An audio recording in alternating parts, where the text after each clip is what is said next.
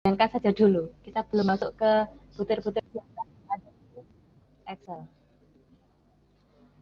Kemudian saya yakin teman-teman di sini sudah melakukan banyak hal gitu ya, sudah melakukan banyak hal. Yang pasti semoga banyak hal itu juga tercatat gitu ya. Kemudian hasil kerja tenaga PKIP ahli pertama. Yang pertama adalah kalau tadi ada membuat rencana kerja bulanan, berarti dokumen fisik sebagai pendukungnya adalah dokumen rencana kerja bulanan, gitu ya.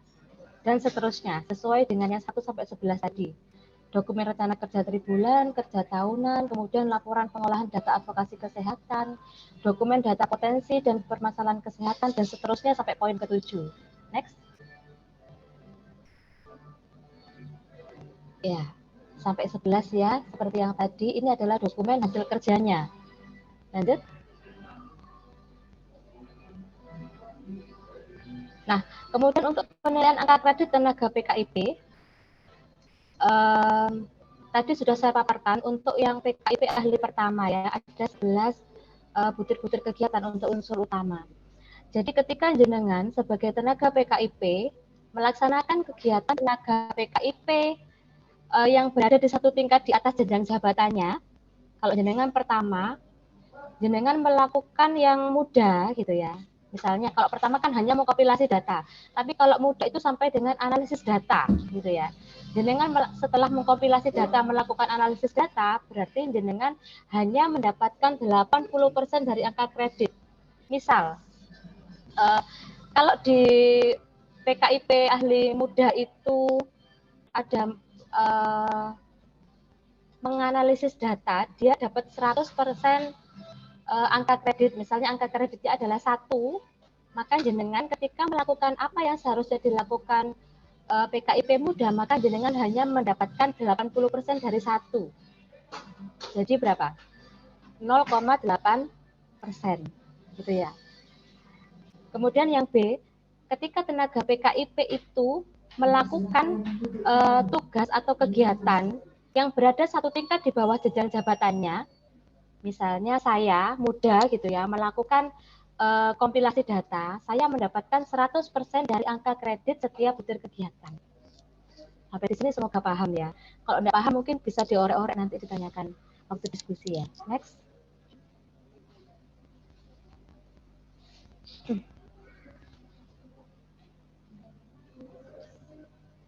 Oke, next. Baik. Nah, ini teman-teman langsung kita ke teknis ya. Apa sih sebenarnya yang harus kita persiapkan, yang harus kita lakukan untuk pembuatan dupa? Apalagi untuk yang pertama kali gitu ya. Pertama kali bikin dupa, pastinya sudah di kepala ini penuh gitu ya. Duh, opo wae iki ya buktine wakeh gitu ya. Buktine akeh iki opo wae gitu. Yang pertama adalah seharusnya teman-teman punya buku kegiatan harian gitu ya. Saya yakin kalau teman-teman yang di puskesmas pasti punya yang namanya buku kegiatan harian. Ya, apalagi yang akreditasi ya, pasti punya gitu ya. Pasti tiap petugas itu punya, tiap pengelola program punya. Dan saya yakin teman-teman Promkes itu paling rajin gitu ya, paling rajin untuk mencatat. Gitu ya. Jadi intinya teman-teman, ketika kita punya buku kegiatan harian, itu satu saja pegangannya, jalan ke depannya, langkah 2 sampai 6 ini akan mudah gitu ya. Tetapi ketika kita nggak punya awal Januari saya ngapain aja gitu ya, Februari saya ngapain aja, itu kita jadi blank gitu ya, apa yang harus kita lidikan gitu ya, karena saya yakin ini berjalannya akan mundur teman-teman ya. Sekarang sudah 2023, teman-teman harus mengumpulkan dupa yang 2022 gitu, akan berjalan mundur. Tapi teman-teman akan selamat gitu ya ketika buku kegiatan harian teman-teman lengkap gitu. Tapi kalau misalnya kita nggak punya buku kegiatan harian, ya akan hilang gitu ya. Tapi salah satu tips ketika teman-teman memang misalnya adalah beberapa bulan, mungkin bulan Januari terlewat gitu ya, nggak nulis buku harian sama sekali gitu. Teman-teman masih bisa mengumpulkan bukti fisik kalau mau berjalan mundur, bukti fisik. Jadi misalnya ada kegiatan ini, kegiatan ini, kegiatan ini, coba teman-teman susun dari bukti fisik itu diurutkan tanggalnya, diurutkan bulannya, seperti itu ya. Baru nanti akan ketemu dalam sebulan itu teman-teman ngapain aja gitu ya. Kegiatannya apa saja, yang dilakukan apa saja gitu ya. Kemudian yang kedua, setelah teman-teman punya buku kegiatan harian, artinya di sini kenapa buku kegiatan harian itu nomor satu? Karena itu pegangan kita untuk membuat dupa di tahap-tahap berikutnya. Gitu ya. Tapi semisal teman-teman memang tidak ada buku kegiatan harian, berarti langkahnya yang seperti tadi yang saya sampaikan, bahwa teman-teman harus mencari dulu bukti-bukti fisik selama setahun itu apa saja, kumpulkan dulu, kemudian pilah-pilah per bulan. Setelah dipilah per bulan, diurutkan tanggalnya per bulan. Biar teman-teman jadi ingat, oh aku Januari tanggal 1, tanggal 3 misalnya ada kegiatan ke Posyandu misalnya. Kemudian tanggal 5-nya ada kegiatan ke Poskestren misalnya, gitu ya. Itu setidaknya bukti fisik itu akan membantu kita untuk ketahapan penyusunan dupa berikutnya, gitu ya. Dan yang pasti teman-teman yang menjadi kunci kita dalam pembuatan dupa itu adalah tulis apa yang kita kerjakan dan kerjakan apa yang kita tulis, gitu ya. Ya, saya yakin teman-teman sudah banyak mengerjakan banyak hal gitu ya. Semua kegiatan sudah teman-teman lakukan gitu ya. Tapi kadang kita lupa atau bahkan sudah capek ya habis kegiatan mau nulis laporan, bikin laporan dan segala macam itu sudah capek gitu ya. Jadi agak tersisihkan. Coba mulai sekarang, meskipun dupa itu tidak berlaku lagi setelah ini, tapi setidaknya teman-teman ini mengerjakan dupa gitu ya, membuat dupa itu adalah untuk kesejahteraan kita sendiri kan gitu ya. Alangkah apa ya, meruginya kita semisal untuk kesejahteraan kita sendiri aja kita tidak prioritaskan gitu. Karena kenaikan pangkatnya kita kan ya juga dari dupa itu gitu ya. Kenaikan jenjang jabatan juga dari dupa itu. Jadi semisal kita tidak mengupayakan untuk benar-benar pencatatannya, administrasinya bagus, rapi gitu, eman-eman sekali kita yang rugi. Karena kesejahteraan kita itu setidaknya itu dari penulisan dupa ini teman-teman ya. Jadi ayo jangan malas mencatat gitu ya. Jangan malas bikin laporan dan segala macamnya gitu ya. Meskipun terkadang kita habis kegiatan sudah capek gitu ya, sudah nggak bisa nyandak yang lain gitu. Apalagi teman-teman yang di Ajung mungkin yang jauh gitu ya, yang medannya luar biasa gitu. Monggo kita upayakan bersama karena ini demi kesejahteraan kita semua. Siapa yang akan memperjuangkan kesejahteraan kita kalau bukan kita sendiri gitu ya. Eman-eman sekali gitu. Apalagi sepertinya juga sudah mulai ini ya, sudah mulai terbuka untuk kenaikan pangkat dan segala macamnya. Baik, untuk yang kedua setelah ada buku kegiatan harian, teman-teman nanti akan memindah, akan mengkonversikan dari kegiatan-kegiatan harian teman-teman itu ke yang namanya laporan harian. Ya. Laporan harian seperti apa Mbak nanti gitu ya. Setelah dari laporan harian, teman-teman akan merekap pada laporan bulanan. Laporan bulanan di sini selama 6 bulan. Kita dalam dupa itu kita bikin selama 6 bulan, jadi semester gitu ya. Nah, bagaimana mengkonversikan? Nah, yang paling sulit mungkin dalam pembuatan dupa itu adalah mengkonversikan dari kegiatan kita yang sudah kita lakukan dengan butir-butir yang ada pada angka kredit itu gitu ya. Itu yang kadang nggak sama, bunyinya kan nggak sama, tapi pinter-pinternya kita harus bisa mengkonversikan. Jangan sampai apa yang kita lakukan itu tidak ternilai dalam angka kredit, eman-eman ya. Kemudian yang ketiga, membuat laporan semester tadi ya, setelah bulanan, ngumpul 6 bulan, jadilah laporan semester. Kemudian yang keempat, membuat SPMK, pernyataan melaksanakan kegiatan. Ya. Kemudian yang kelima, baru memasukkan angka kreditnya ke dalam dupa. Kemudian keenam, mengumpulkan bukti-bukti fisik kegiatan. Jadi teman-teman, semisal buku kegiatan harian ini ada, mengumpulkan bukti-bukti fisik ini adalah langkah terakhir gitu ya. Tapi ketika teman-teman tidak ada buku kegiatan harian, berarti mengumpulkan bukti-bukti fisik ini menjadi kegiatan yang pertama. Dan setiap usulan dupa itu harus diketahui dan ditandatangani oleh atasan kita langsung. Oke, kalau di puskesmas, kepala puskesmas, kalau di dinas kesehatan, kabit ya, kan sudah tidak ada kasih lagi. Lanjut.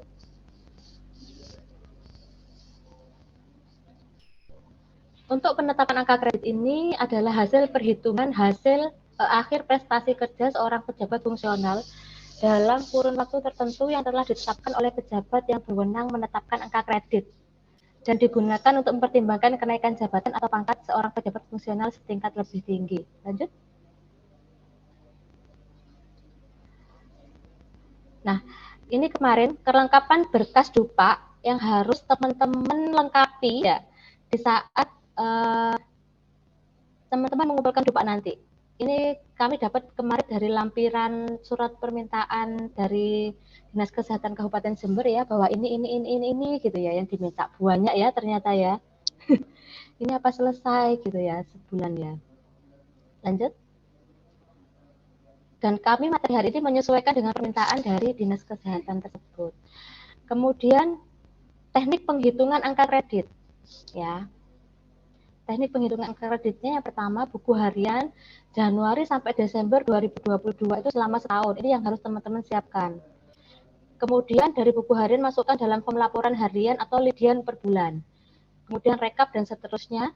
Rekap per tahun total itu dupa. Jadi dupa itu rekapannya per tahun.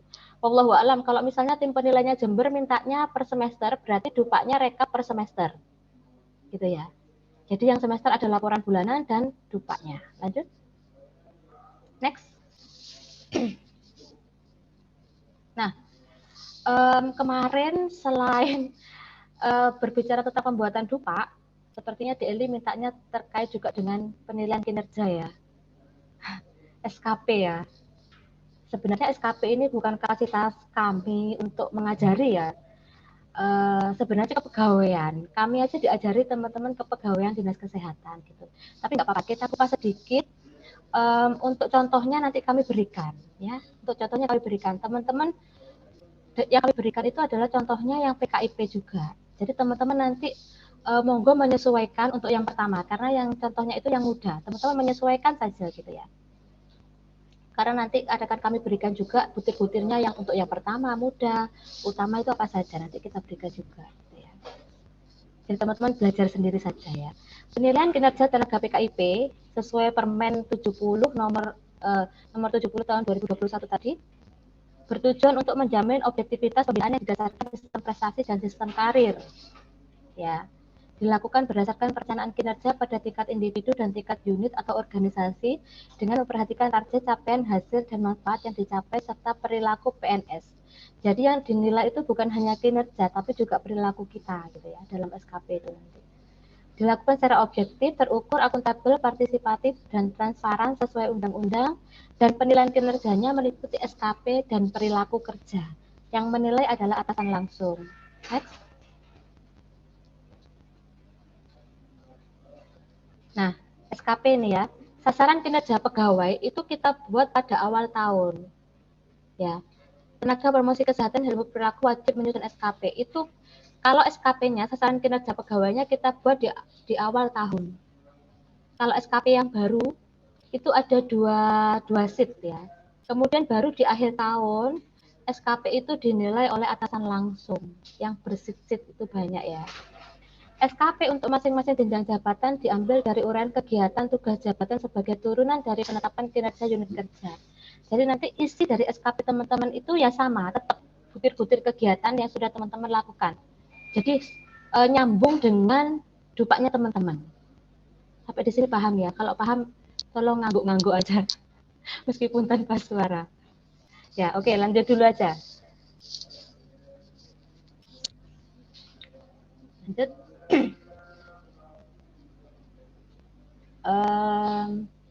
Ya, ini ya tadi ya, target angka kredit itu diuraikan dalam bentuk butir kegiatan. Ya, sama. Isinya nanti antara yang di SKP dengan yang butir-butir kegiatannya teman-teman sama. Karena yang dilakukan ya itu aja gitu ya. Lanjut.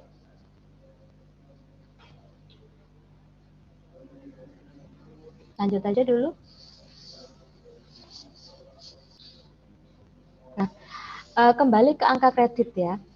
Ini urutannya menyesuaikan dengan Permenpan RB ya, jadi urutannya agak ini ya, agak terpisah-pisah. Target angka kredit tenaga PKIP ahli pertama. Kita kerucutkan ke ahli pertama.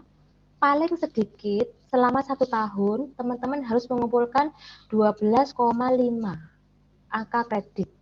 Sedikit ya, banyak loh ini ternyata. Karena angka kredit itu nilainya 0,0 gitu ya. Jadi untuk 12,5 ini kita mengumpulkannya ya agak lumayan gitu ya. Kemudian capaian angka kredit tenaga PKIP ditetapkan paling tinggi 150% dari target angka kredit minimal.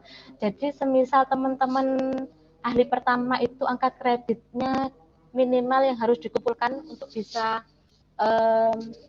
lolos di 1 tahunnya adalah 12,5. Jadi maksimal teman-teman hanya boleh 150%. Jadi 12,5 ditambah 50%-nya. Totalnya adalah 18,750. Ya. Jadi boleh lebih dari 12,5 asal tidak melebihi 18,75. Ya, tidak boleh lebih. Ya. Oke. Tapi tolong juga jangan mepet 12,5. Nanti ketika misal ada penilaian dari tim penilai, itu yang pasti kalau menilainya detail itu akan ada beberapa pengurangan angka kredit gitu ya. Jadi teman-teman akan terselamatkan meskipun ada sedikit pengurangan angka kredit ketika dupa yang teman-teman ajukan itu lebih dari 12,5 itu tadi poinnya. Next. Oke, kita mulai praktek ya. Lanjut dulu mungkin Mbak Meg. Ya, oke. Ini contoh 1 ya, contoh yang pertama. Semisal dari sini langsung ke Excel bisa ya Mbak Meg ya. Oke, saya baca dulu yang contoh 1. Misal saudara Erik SKM hari ini misalnya tanggal 5 Juni 2023 kita coba bikin 1 bulan ya teman-teman ya. Konsentrasi penuh ya.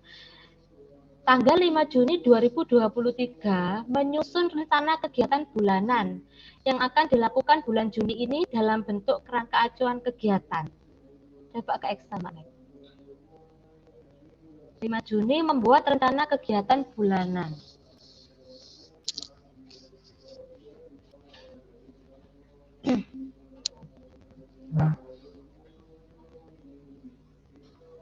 Bentar ya, ditunggu ya, lama ya.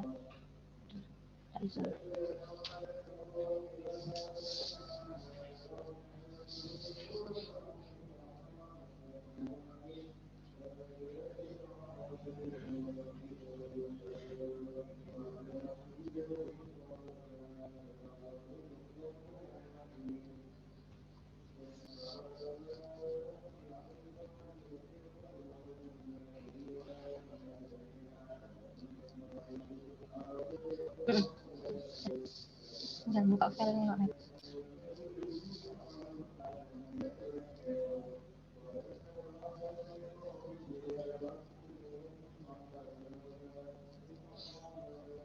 Udah open. Filenya kan bisa folder sini.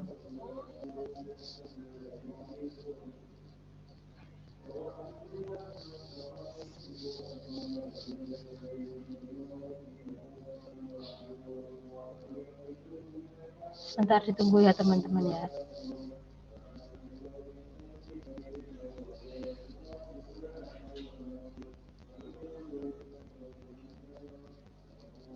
Laporan harian bulanan. Nah, ya.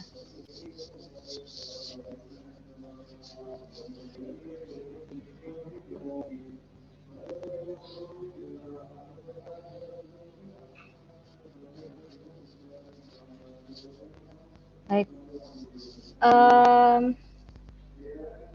Yang simulasi Mbak Met.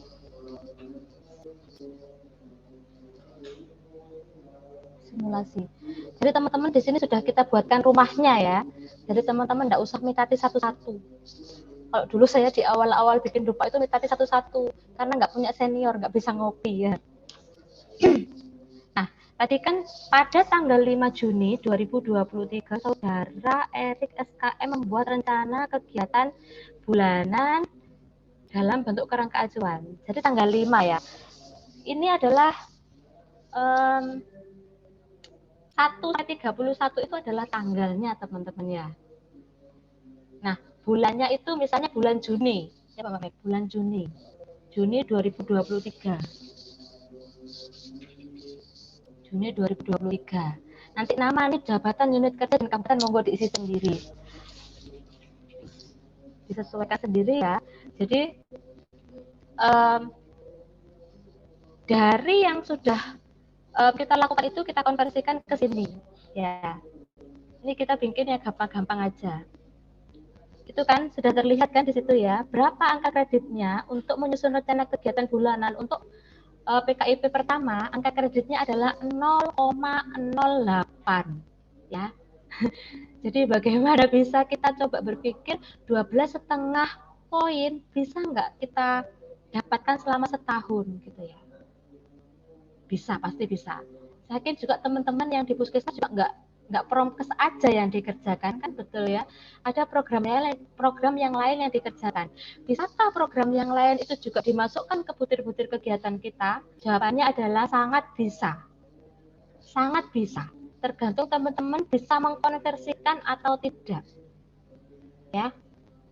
Bisa mengkonversikan atau tidak. Yang pasti dalam program apapun semua ini akan dilakukan gitu ya. Semua ini akan dilakukan, menyusun rencana kegiatan kan tetap dilakukan, menyusun POA itu tetap dilakukan, kemudian pengolahan data tetap dilakukan, gitu kan ya. Kemudian yang kedua, Mbak Mek, studi kasus yang kedua, contoh kasus yang kedua, PPT. Ini kita agak lama, nggak apa-apa ya, wirawiri ya daripada nggak ada bayangan ya. Yang kedua, misalnya saudara Joko SKM. Tanggal 6 Juni 2023 menyusun rencana kegiatan selama tahun 2023 dalam bentuk POA PKIP 2023. Nah, ini kita konversikan sebagai apa? Berarti menyusun rencana tahunan, gitu ya. Coba masuk ke Excel Mbak Mek, kembali ke Excel.